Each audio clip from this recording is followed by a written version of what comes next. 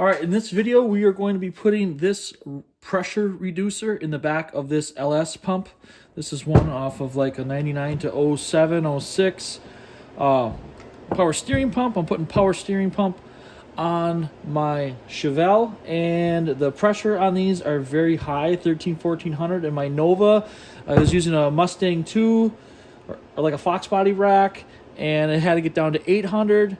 This one reduces it to about the same or a little bit higher, but on my Chevelle it doesn't require as much pressure as this, so reducing the pressure helps. So what you have to do is take the pump off and take off this back fitting here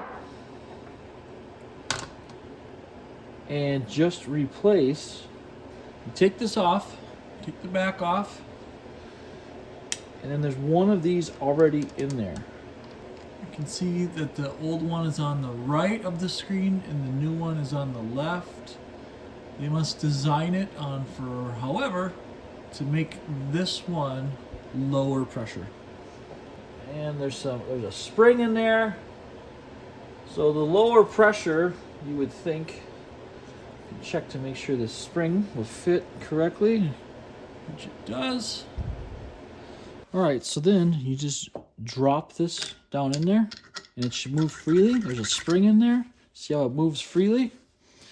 Then you just put the, where'd it go? You just put this, screw this back in there. Get it started. It'll go.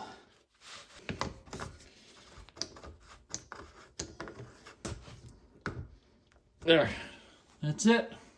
Now it's lower pressure. I've used the Borgenson style ones where you shim it with washers and stuff. That one was not as effective as this style, a flow control valve. So I always recommend these when you need to reduce your power steering pump.